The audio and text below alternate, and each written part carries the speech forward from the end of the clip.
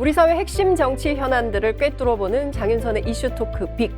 그 6번째 시간 시작하겠습니다. 오늘 초대 손님은 바로 김두관 더불어민주당 국회의원이십니다. 잘 아시는 것처럼 우리 김두관 의원님은 노무현 정부 시절 행자부 장관을 지내셨죠. 그리고 경남지사로도 봉직하신 바 있으십니다.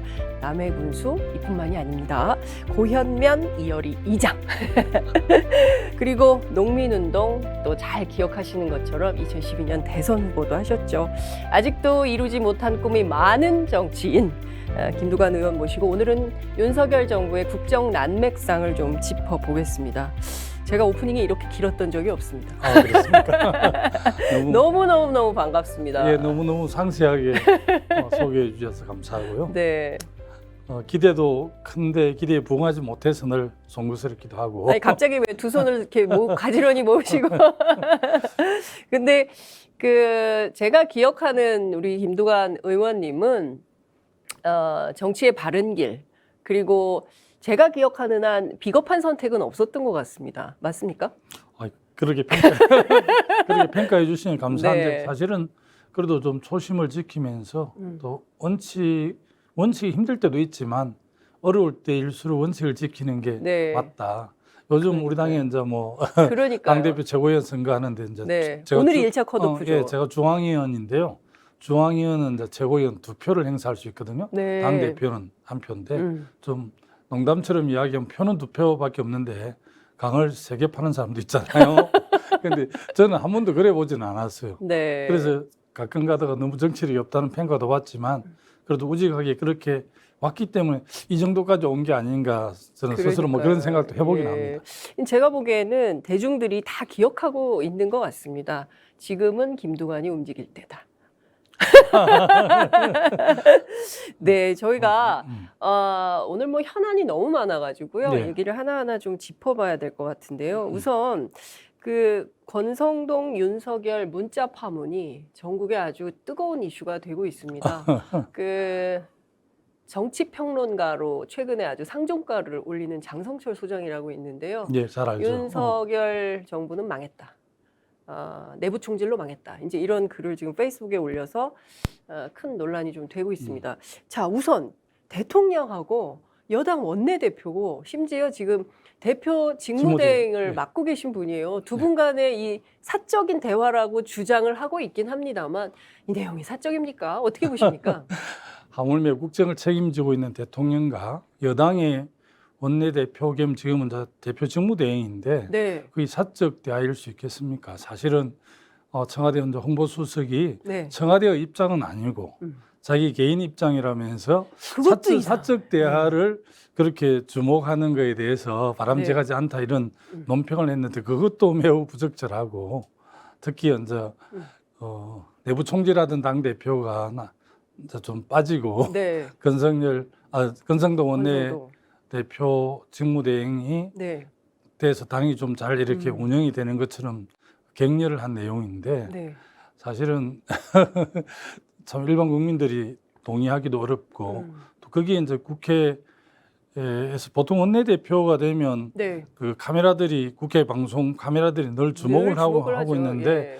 왜 그게 노출이 됐을까에 대해서도 좀 이해가 가지 않고 그렇습니다. 네. 그래서 권성동 대표가 내가 바로 1등 윤핵관이야. 이걸 좀 보여주려고 일부러 기자들에게 흘린 거 아니냐 이런 분석도 나오는데. 그런 오해도 좀 받고 있는데 네. 그러기에는 네. 어쨌든 국정을 책임진 대통령이 네. 나는 이제 당 문제에 대해서 일절 관여하지 않겠다. 네. 당에서 알아서 한다. 이게 그냥 뭐 레토릭이긴 하지만 네. 그렇게 했는데 윤석열 대통령 자체가 이중성을 드러내는 거기 때문에 그게 설사 그것이 오픈돼서 네. 본인한테 그리고 또 국정을 책임지고 있는 대통령한테 무슨 도움이 될까 네. 너무 어설프다는 생각이 듭니다. 너무 어설퍼.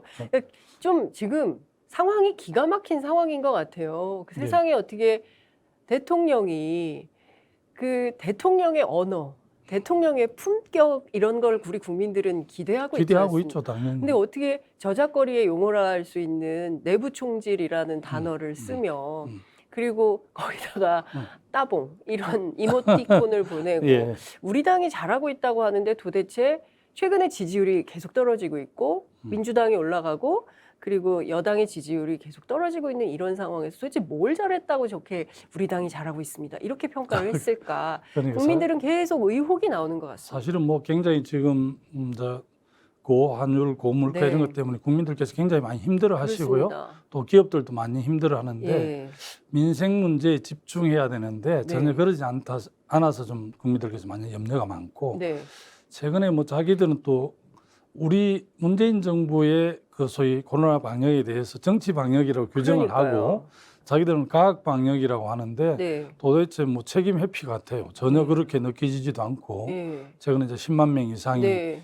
다시 이렇게 너무 불안해요. 그랬는데 네. 저는 최근에 이제 올하수 4월 동안 네. 이제 국회에서 대정부 질문이 있었는데 그렇습니다. 뭐 총리, 각부 장관들 이런 분들이 국회 답변들을 보면 정말 국민을 좀 무시하는 것 같은 느낌이 너무 많이 들고요. 네.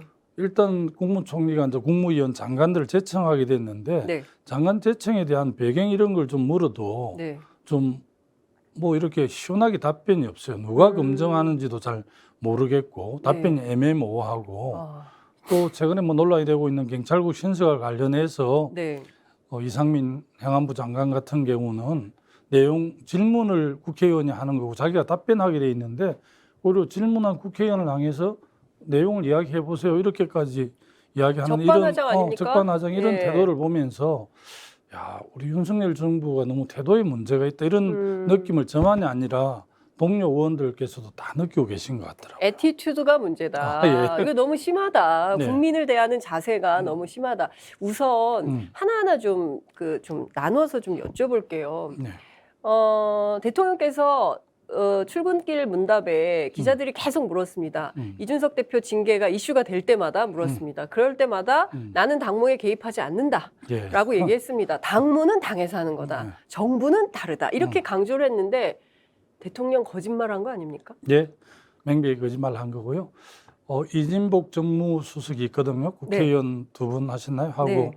부산 동래구청장을 지내신 분이 이제 정무수석으로 있는데 네. 사실 이제 정무수석이 청와대와 지금 용산이죠. 네. 용산 대통령실. 대통령실하고 여당하고 긴밀하게 조율을 하고 이렇게 하는 게 너무나 당연한데 네. 어떻게 정무수석을 배제하고 당 직무대행 원내대표하고 직거래를 하는 것도 좀 이상하고요. 그러네요. 그게 정무수석 실종 사태네요.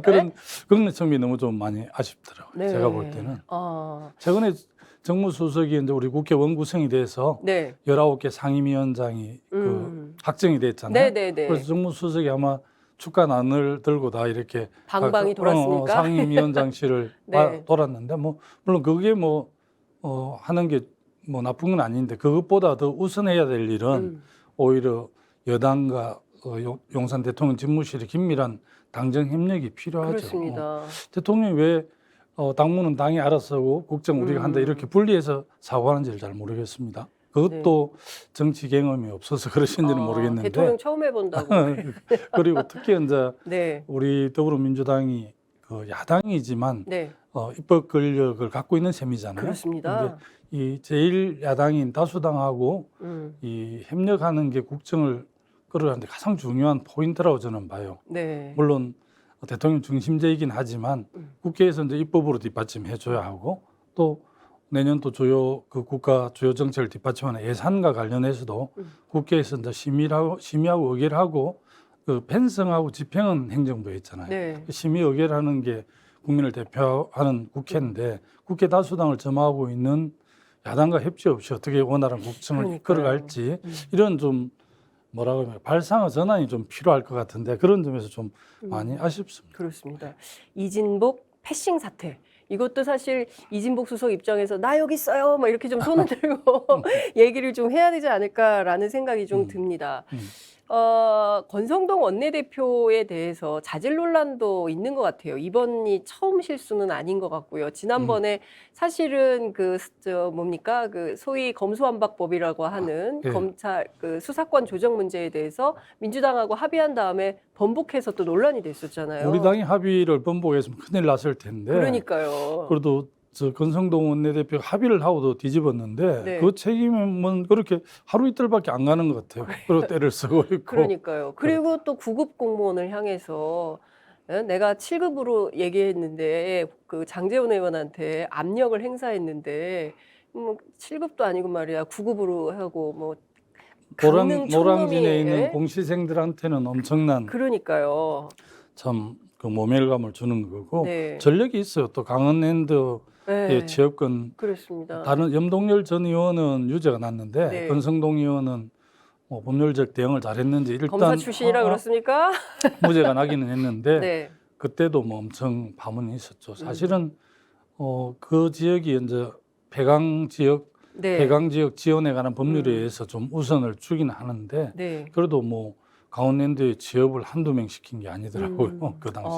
그랬는데도 무죄가 난 것에 대해서는 저희들이 좀 납득이 안 가지만 일단 법률적으로는 최종 권성동 지금 원내대표는 무죄가 났고 염동열 전 의원은 지금 유죄가 감옥에 있잖아요. 지금 나왔을 겁니다. 나왔습니까? 네. 아, 그렇군요. 강기훈과 함께 함까지 나왔어요. 그래서 함께 찾아뵙겠다 이런 뜻인가? 그 문자 메시지 안에 말이죠. 그래서 강기훈이라는 사람이 누구야? 근데 이분도 이준석의 대체제인가? 대한우파 정당을 그동안 뭐 저는 듣는이 처음인데 저도 깜짝 놀랐습니다. 그 부분 좀 생소했습니다. 네. 네. 그 내용을 좀 들어보니까 과연 국민의힘 안에 의원들이 동의할 수 있는 주장인가? 그러니까 뭐 친중 정치인을 그 발본색원해가지고 정치에 발 못 붙이게 하겠다. 뭐 지금 뭐 나오고 있는 내용들이 굉장히 극단주의적인 요소들이 많은데 이런 분이 만약에 지금 현재 청와대 행정관으로 대통령실이요, 행정관으로 근무하고 있다면 괜찮은 겁니까? 이 정부의 대선이- 대통령을 보좌하는 수석이나 네. 또 비서관, 행정관들의 그 정치적 생각이랄까 뭐 네. 이런 것도 참 중요하죠. 네. 대통령실이 어쨌든 국정의 중심에 있기 때문에 그래도 기획을 행정관, 국장 이런 분들이 많이 하지 않습니까? 그리고 비서관을 거쳐서 수석, 네. 뭐 또 비서실장 이렇게 회의를 해서 대통령께 뭐 정책을 건의하거나 이렇게 하시는 거기 때문에 네. 청와대 행정관이 뭐 4급 서기관일 수도 있고 네. 상급 부이사관일 수도 있는데 직급으로 보면 굉장히 고위직 아닙니까? 굉장히 고위직이고 예. 또 고위직 중에서도 뭐 가장 중요하죠. 그래서 청와대는 9급 그 공무만 해도 청와대 네. 근무했다는 것 자체가 굉장히 경력이 돼서 그렇습니다. 나중에 자기가 다른 예. 뭐 직급을 구하거나 다른 데 가는데 굉장히 경력이 되죠. 그렇습니다. 그래서 그 7급을 주고 싶었는데 9급을 줘서 좀 아쉽다. 예. 9급 월급 받아서 서울 생활을 하기 어떻게 힘들 하겠냐. 텐데 염려를 했는데 사실은 저 우리 경남 거제로 가면 네. 대우조선 그 해양에 네. 하청 노동자들 그 시급 9,160원이고 네. 한 달 내내 해야 한 250만 원이 안 되잖아요. 그리고 4인 가족이 어떻게 생활을 하겠습니까? 네. 그런 염려는 또 없더라고요. 그러니까요. 그러니까 저는 그 대우조선 해양 사태만 생각하면 그 쌍용 자동차 예. 과거의 노동자들이 자꾸 이제 오버랩이 돼서 그렇죠. 이 문제 특히 이제 손배 가압류 문제 결국은 협상 타결을 못했기 때문에 이거 어떻게 해결을 하려고 할까? 사실은 그 여당뿐만 아니라 야당의 역할도 중요하다 이제 이런 말씀을 좀 드리고 싶은데 여하튼 이제 오늘은 논점을 좀 줄여서 이 정도 되면요 대통령이 입장을 좀 밝혀야 되는 거 아닙니까? 지금 만 이틀 되고 있는데 아무 얘기가 없습니다. 뭐 홍보수석이 나서서 유감을 표명하고 뭐 권성동 원내대표는 뭐 국민들 앞에 고개를 숙였지만 대통령은 뭐 4차 민생현안 회의 한다고 하고 안 나와 버렸어요. 그리고 기자들이 뻗치게 하면서 기다리고 있었는데 그냥 피해 버렸습니다. 좀 비겁한 거 아닙니까? 우리가 이제 우리 문재인 정부에서도 뭐 해난들이 있고 대통령께서 입장을 밝힐 시기가 되면 네. 보통 이제 국무회의 시작할 때 모두 발언해서 그런 정도를 언급을 하시거든요. 그렇습니다. 근데 뭐 지금은 전혀 그런 게 없고 네. 아마 이제 그냥 늘 갑으로 있었던 검찰 조직에서 뭐 25년 이상 이렇게 근무를 했기 때문에 좀 그런 게 몸에 배인 게 아직도 나는 검사야. 이렇게 생각하시는 거 아닙니까, 혹시? 아무래도 이제 국정하고는 너무 다른데 검찰 네. 조직하고는 지금 뭐 주요 청와대의 뭐 인사비서관이라든지 총무비서관 그리고 뭐 금융감독원장, 네. 또 공정거래위원장도 거의 다 본인이 이제 서초동에 있을 때 검찰할 때 인연을 맺은 사람들을 주로 이제 임명을 하는데 저는 국정은 종합 행정이잖아요. 그렇습니다. 그래서 검찰에서 훈련되고 단련된 사람들이 뭐 주요 보직을 맡을 수도 있겠지만 제가 봐도 너무 가하고 그 단편적 조직이 종합적인 국정을 잘할 수 없어서 네. 참 많이 염려가 됩니다. 어떻게 보면 새 정부가 출범하고 국민들에게 주는 첫 번째 메시지가 네. 사실은 인사인데 네. 인사에 대해서 좀 많은 아쉬움이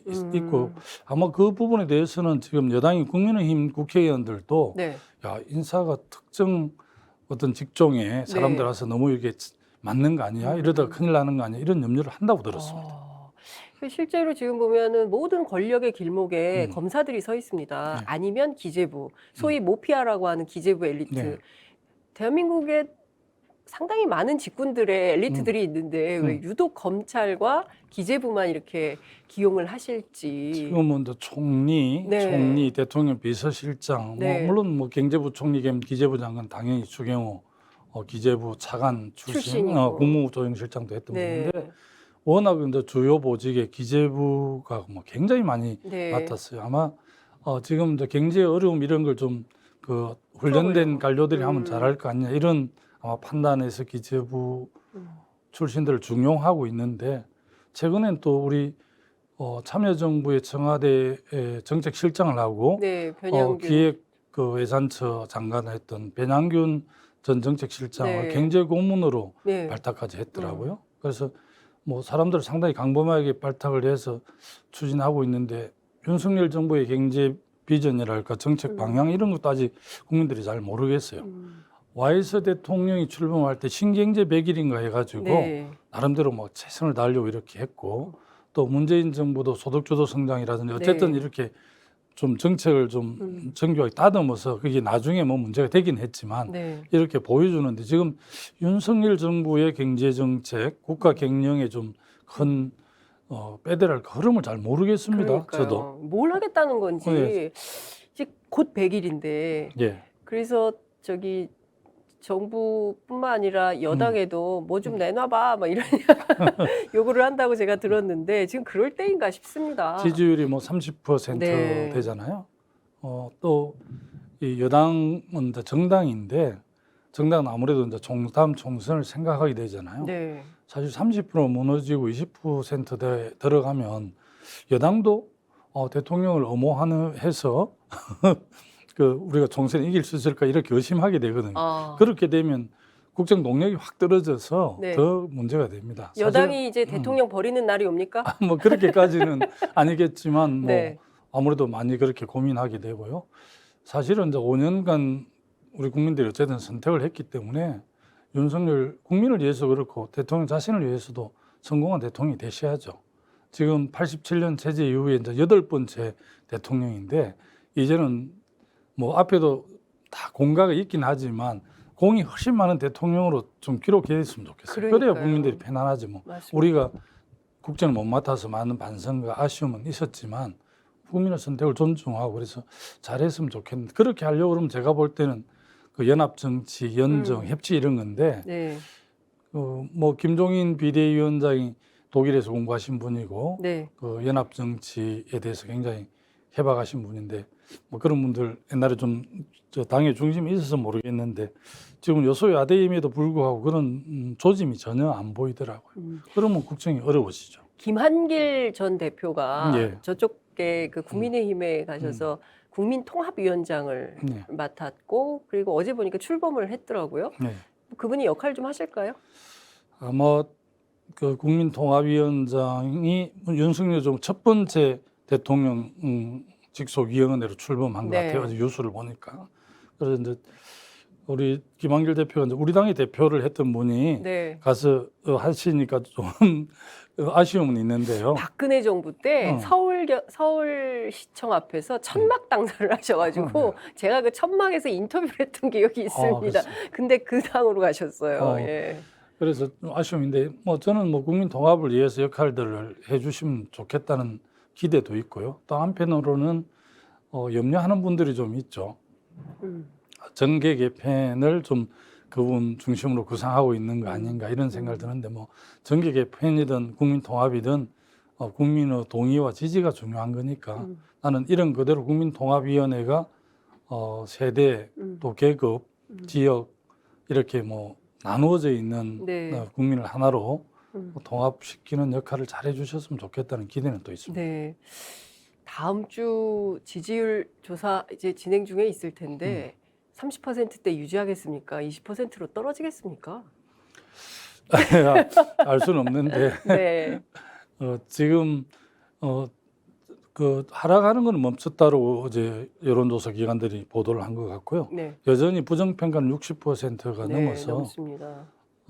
염려가 됩니다. 그러나 이제 국회도 정상화되고 하니까 뭐 좀 어쨌든 국정 잘해줬으면 좋겠습니다. 네. 일단 아유, 여하튼 우리 김두관 의원님께서는 성정이 순하고 좋으셔서 윤석열 정부에 대한 날선 비판보다는 그래도 좀 잘해주기를 당부하고 기대하고 계시다는 말씀을 좀 드리고 싶습니다. 저희가 이제 두 번째 메인 주제로 좀 넘어가 보려고 합니다. 바로 경찰국 신설과 경찰대 폐지에 대한 말씀을 좀 여쭤보려고 합니다. 전직 행정안전부, 당신 행자부였죠? 행정자치부 예, 행정자치부였죠. 행자부 장관을 역임을 하셨습니다. 자, 이상민 장관과 윤석열 대통령은 왜 이렇게 경찰국 신설에 올인하는 겁니까? 왜 어떤 이유가 있어서 그런 거예요? 금갱 수사권 조정으로 해서 수사 기능이 이제 많이 경찰로 넘어가졌죠.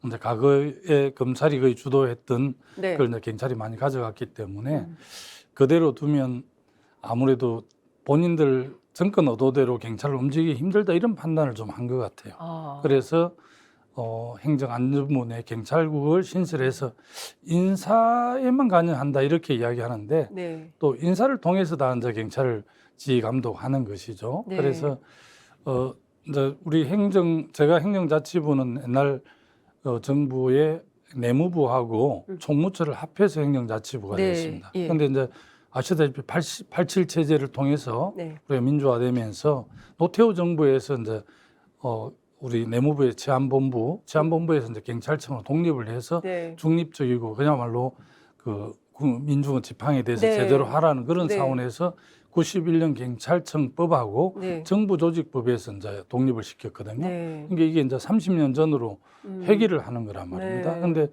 전혀 그럴 필요가 없는데 네. 아무래도 이제 오히려 경찰을 자기들이 정치적으로 좀 수적으로 부리겠다는 그런 게 의도가 숨어 있다 이렇게 저희들은 해석이 됩니다. 근데 특히 이제 그 저희 같은 일반 평범한 시민들은 왜 자꾸 예전 치안본부 시절로 돌아가려고 하지? 그러면 87년 박종철 열사 고문치사 사건이 생각이 나고, 그리고 부천서 성고문 사건의 문기동 씨, 그리고 김근태 의장 고문했었던 그리고 그 악랄한 남영동 대공수사분실, 이게 다 경찰이 했었던 거거든요. 왜? 정권의 입맛에 맞춰서 정권이 시키는 대로 했던 전두환 시대의 악행을 국민들은 다 기억을 하고 있고 영화로도 얼마나 많이 나왔습니까? 영화 1987에도 다 낱낱이 드러나는 이런 사실들을 국민들이 기억하고 있는데 굳이 또 다시 21세기에 정권의 입맛에 맞는 경찰이 되라 이런 주문일까요? 이상민 그 행정안전부 장관은 국회 답변을 보면서 네. 저는 이분이 이제 판사 출신이더라고요. 경력을 네. 보니까 판사 출신인데 제 느낌으로는 또 공안부장 출신 같은 느낌을 강하게 받았습니다. 공안부장. 그리고 사실은 경찰국을 행안부 안에 두려고 그러면 네.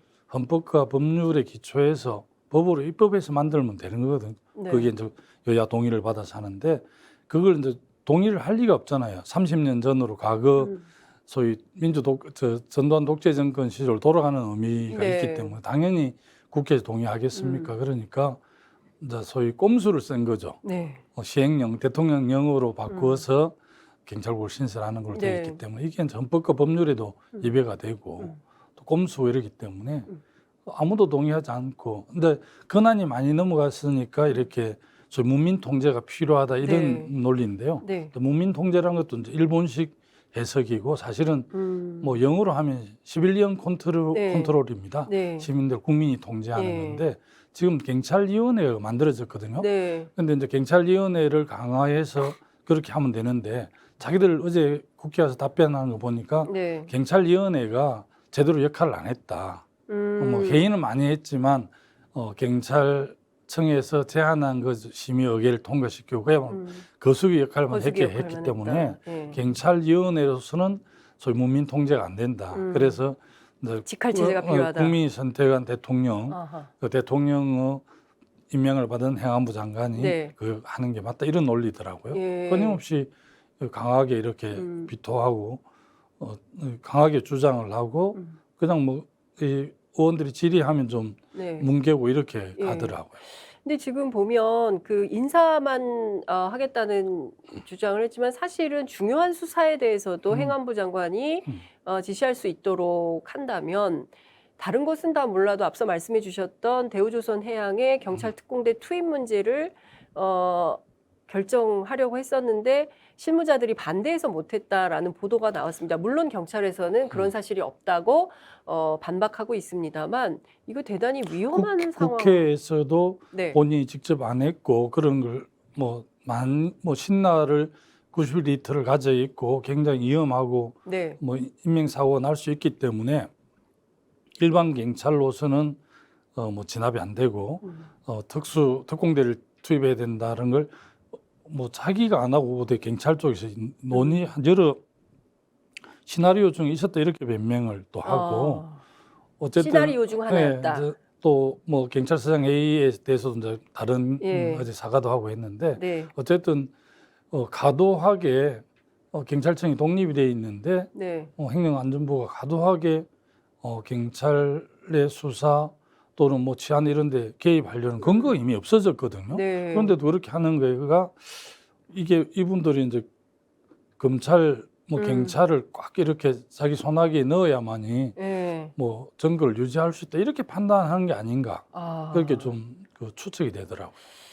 이거 대단히 좀 위험한 거 아닙니까? 검경을 손아귀에 꽉 쥐고 정권의 입맛에 맞춰서 수족처럼 그러니까 정권의 충견이 되라 이런 거 아닙니까? 네, 뭐 이미 검경을. 본인이 검찰총장 출신이고 네. 또 자기 수족 같은 한동훈 법무부 장관을 네. 임명을 해서 네. 검찰총장 부재하에서 검찰의 고위직 그러니까요. 중견간부 모조리 다 임명을 해버리지 않습니까? 예. 뭐 들리는 소문에 서초동에 지금 검찰총장을 여러 사람한테 이제 총장 추천위원회에서 접촉을 하는데 허수아비 총장 하면 뭐 하겠냐 이래가지고 동의를 안 해서 늦어진다고 그러더라고요. 소문에 그런 예. 이제 풍문들이 있잖아요. 예. 이게 뭐 이미 한동훈 법무장을 시켜서 검찰을 장악하고 또 예. 특수부 윤석열 총장 때 본인이 특수부 출신이 지금 검찰 요직을 다 차지했습니다. 네. 고등검사장 뭐 지검장 다 이렇게 차지를 했고 이제 경찰은 자기들 통제하에 마음대로 되기 어려울 수도 있겠다 이런 판단을 했는데 그 부분은 행안부의 경찰국을 신설해서 경찰 인사를 통해서 네. 통제하면 되겠다 이런 생각을 했다라고 좀 추측이 됩니다. 충분히. 그렇지 않으면 그럴 이유가 전혀 없는 것이죠. 그러니까 좀 납득할 수 없는 발언과 뭐 이런 게 계속 이어지고 있는데요. 뭐 물론 어제 사과는 했습니다만 12.12 쿠데타에 비유를 했습니다. 예. 경찰이 내란을 하려고 이걸 하는 걸까요? 보면 뭐 지금 1인 시위했고요. 네. 그다음에 뭐 삼보일배 예. 이거 다 시민단체 노동조합이 하던 건데. 직장협의회에서 경찰청 직장협의회에서 그렇게 한 건데 네. 사실은 뭐 요즘 그 사이트에 들어가 보면 경찰서장들이 뭐 권총을 차고 회의를 했냐 뭐 이런 부터 시작해서 아이고.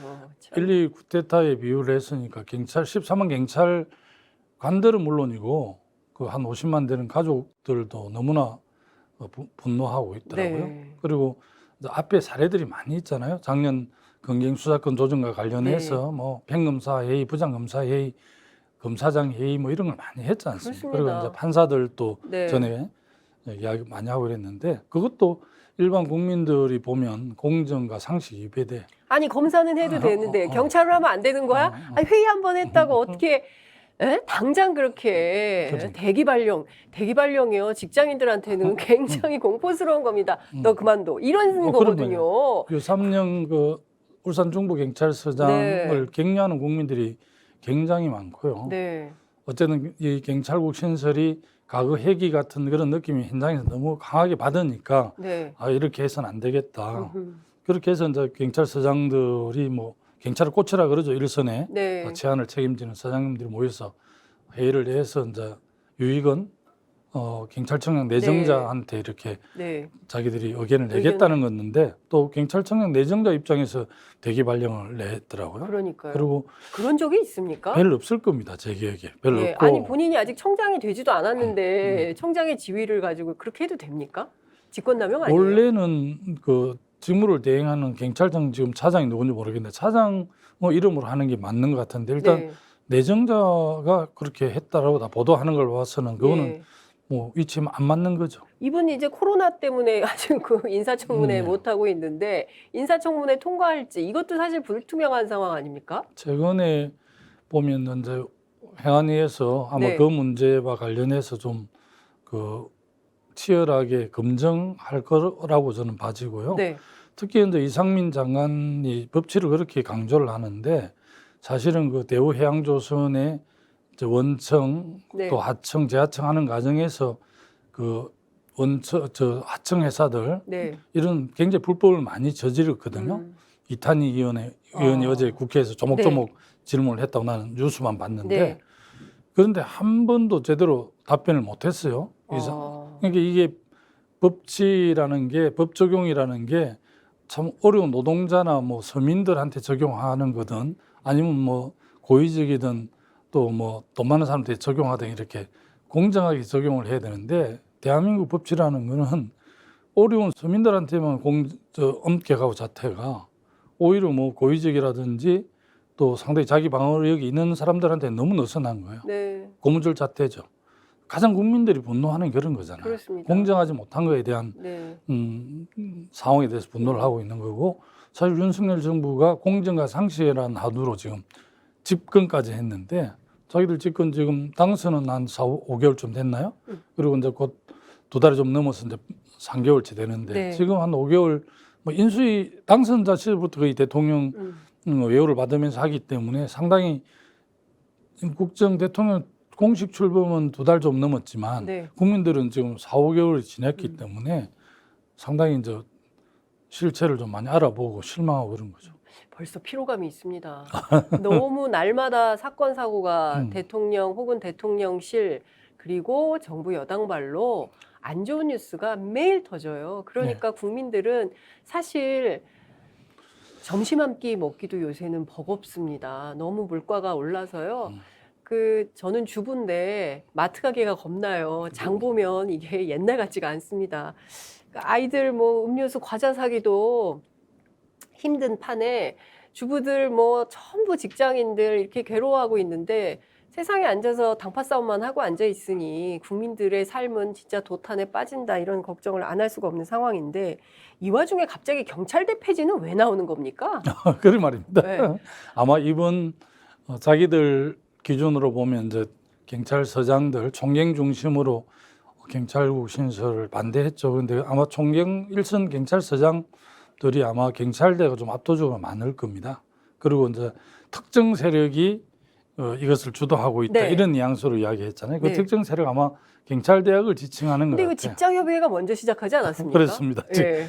어쨌든 총경 회의가 파문을 많이 일으키고 네. 14만 그 뒤 경찰 회의로까지 번지는 듯 했는데 뭐 14만 경찰 회의는 안 하는 걸로 그렇게 정리가 됐는데 아마 이번 정부 입장에서 봤을 때 그 파동의 핵심에 경찰대 출신 경찰서장들이 좀 주도를 했다 이런 생각을 갖고 있는 것 같아요. 그래서 아마 그 쭉 나간 게 그렇게 된 거죠.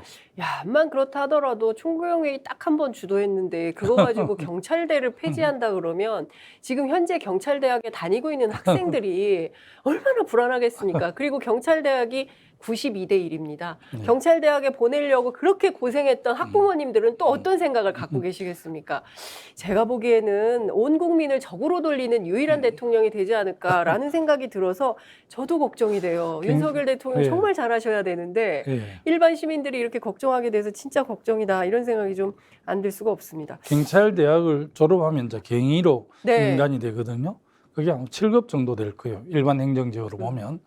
육사나 회사 공사를 해서 이제 소유를 인간하는 거하고 이제 특정한 목적을 위해서 만드는 특수대학이잖아요. 네. 특수대학이라서 그러는데 아마 이제 경찰 전체의 고위직을 다수가 차지하고 있었기 때문에 이제 경찰 고급 인력의 충원 경로를 좀 다양할 필요는 지금도 예를 들면 간부 후보생도 있고 네. 또 순수하게 순경으로부터 시작해서 경찰청장까지 되기도 하는 그래도 압도적 다수가 경찰대가 주요 간부를 차지하고 있기 때문에 그 부분에 대해서는 이거하고는 좀 다른 케이스지만 경찰대가 다수 고위직을 독점하는 문제는 좀 조정이 간부 필요하다. 충원을 좀 다양화해서 좀 개혁할 필요는 있습니다. 그리고 네. 또 특히 경찰의 권한들이 많이 넘어갔기 때문에 그 점에 있어서 뭐 걱정하는 염려는 있지만 지금 이런 상황에서 그 경찰대 폐지라는 게 전혀 얼토당토 않는 이야기고 이렇게 네. 연결도 안 되는 이야기인데 네. 왜 그렇게 하는지를 잘 모르겠어요. 그러니까 간부 후보생 순경 출신도 20%로 그 경무관 이상급의 그 승진을 좀 늘리겠다. 요건 잘한 거다. 그런데 그것도 이제 순수하게 받아들이기 어려운 게 네. 지금 오히려 이제 그 경찰 내부 구성원 간에 네, 갈라치기. 갈라치기를 해서 본인들이 좀 이 상황을 진정해 보겠다는 이런 의도가 깔려 있는 것 같아서 좀 순수하게 느껴지진 않습니다. 제가 보기에는. 자, 그 어찌됐든 경찰 문제로 세게 지금 붙고 있고 또 여전히 그 직장 협의회 중심으로 해서 이거 끝난 거 아니다. 반발이 줄어든 거 아니다. 뭐 100명 정도 수준으로 해서 모임은 계속 갖겠다라는 입장입니다. 앞으로 이 문제가 계속될 걸로 보이는데요. 여당인 국민의힘 권은희 의원마저도 지금 이상민 장관에 대한 탄핵이 필요하다라고 요구를 하고 있고 또 민주당의 이 문제의 단장을 맡고 있는 서영교 의원도 함께 탄핵을 추진하겠다 이렇게 입장을 좀 밝히고 있는데요. 어떻게 보십니까? 우리 당의 이제 강성 지지자들은 지금 뭐 의원들 이렇게 문자 폭탄 또 오고 있으니까 문자로 꽤 많이 보내오고 있더라고요. 근데 이제 탄핵 문제는 사실은 이제 박근혜 대통령, 네. 노무현 대통령, 임성근 부장판사 세 분만 이제 탄핵이 됐고요. 이제 역대 장관들이 소위 국민의 기대에 부응을 못하거나 또 직무를 태만히 했거나 이렇게 문제를 일으켰을 때는 국회에서 이제 해임 건의안을 내게 되는데요.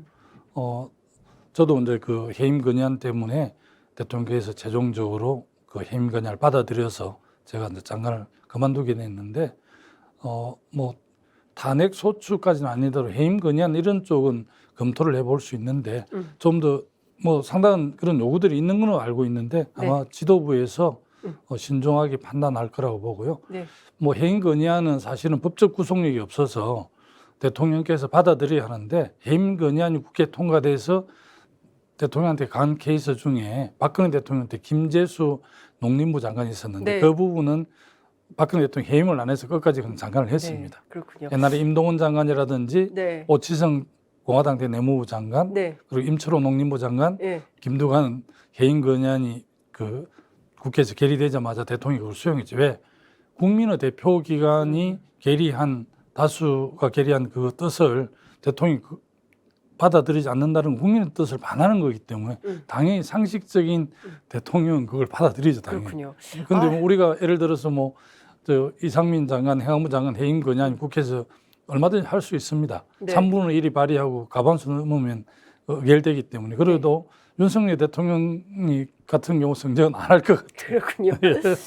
너무 재밌어가지고 더 하고 싶은데 시간이 벌써 다 되었습니다. 그래서 저희가 민주당 얘기를 조금 듣고 마무리를 좀 해야 될 것 같은데요. 예. 오늘 앞서 말씀 주신 대로 민주당 1차 컷오프가 네. 있습니다. 어대명. 예. 이재명 의원을 당연히 뭐 후보로 올라갈 거다. 경선 통과한다. 이렇게 보던데요. 예. 어떻게 나머지 두 분은 어떻게 전망하십니까? 어쨌든 우리 당의 리더십이 좀 부재하다고 다 평가를 하고 있고 지난 대선 과정에 1,600만 표 이상을 얻은 이재명 지금 당대표 후보죠. 네. 뭐 저는 지금 우리 당에서는 이재명의 시간이라고 봅니다. 그래서 이재명 후보가 당대표 되는 거는 뭐 기정사실하고요. 또 윤석열 정부가 국정을 제대로 못하니까 오히려 이재명 후보의 당내 지지율은 며칠 전 조사는 76%인가 나왔더라고요. 그리고 이제 여론조사를 보면 이제 박용진 의원이 2위를 할 걸로 예상이 되는데 네. 당대표 지금 8분인데 3명만 본선에 올라가거든요. 한 자리를 놓고 뭐 97세대들 네. 또 김민석 새로운 의원 경쟁을 하고 있는데 한 자리를 놓고 지금 한 6분이 경쟁하고 있고 최고위원은 이제 우리 본선에 5분을 뽑는데 네. 지금 17분이 지금 후보로 등록을 해서 오늘 중앙위원회에서 9명을 컷오프 시키고 네. 8명이 하는데 최고위원은 뭐 현역만 10명입니다.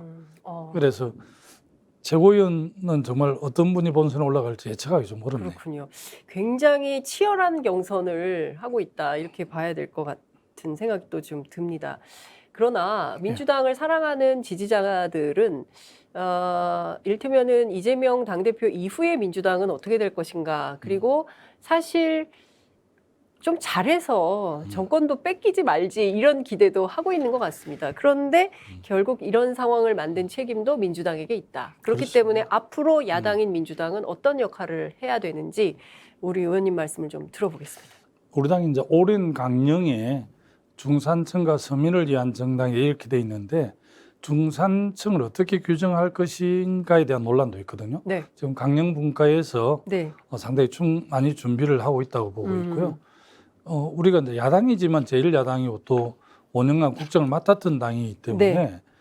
주요 이제 이 국정 해난 민생 해난에 대해서 제1야당으로서 책임을 다해야 되고요. 특히 민생에 소홀한 정당이다 이런 평가도 받았는데 특히 민생 문제에 대해서 우리 당이 지향하는 서민과 중산층을 위한 당이기 때문에 그런 점에서 좀 확고한 리더십을 새 지도부가 좀 해야 될 것 같아요. 그래야만이 또 그 2024년 차기 총선도 기대해 볼 만하고요. 특히 우리 당이 이제 전국 정당을 많이 부러지었지만 여전히 이번 지방선거 대선에 보니까 영남의 민주당은 참 어렵더라고요. 그래서 네. 영남 민주당의 복원이 굉장히 중요하다고 저는 판단하고 있고 우리 김두관 의원님께서 영남민주당 복원을 위해서 뭔가 역할을 하셔야 되는 거 아닙니까? 사실은 그래서 어제 이제 경남 민주당 경남도당에서 네. 제가 도당위원장을 출마를 결심해서 이제 네. 기자회견에 했고요. 뭐 일부이긴 하지만 당 대표나 최고위원 출마 요청도 좀 있었지만 저는 당 지도부에 가서 역할을 하는 것보다는 지금은 무너진 영남민주당을 복원하는 게 더 시급한 우리 당의 과제다 이렇게 인식을 하고 제가 도당위원장 출마를 했는데 좀 관심 있게 네. 지켜봐 주시면 아무래도 좋겠습니다. 제가 보기에는 그 문제는 다음 주에 다시 한번 모셔서 예. 말씀을 좀 들어야 되지 않을까 싶습니다. 1시간 정도 저하고 오늘 이슈토크 빅에서 함께 하셨는데요. 저는 너무너무 재밌어서 시간 가는 줄 저도 몰랐습니다. 금세 갔네요. 끝으로 저희 시청자들을 위해서 앞으로 우리 김두관 의원님 어떤 정치 하시겠다 한 말씀 부탁드리겠습니다. 뭐 정치가 국민의 눈물을 닦아주는 일을 하는 게 정치라고 저는 알고 있는데요. 그에 더불어서 나는 국민의 마음을 편안하게 해주는 것도 정치의 중요한 영역이다 이렇게 생각을 합니다. 제1야당으로서 또 여당에 협조할 거는 협조하고 또 당연히 비판하고 대안을 제시할 거는 제시해서 국민의 신뢰와 사랑을 받는 민주당으로 거듭나는데 저도 나름의 역할을 다하겠다는 약속을 드리고 싶습니다. 네. 고맙습니다. 오늘 정말 함께 해주셔서 감사합니다. 그리고 종종 예, 부탁드리겠습니다. 불러주십시오. 예, 네, 감사합니다. 감사합니다. 고맙습니다.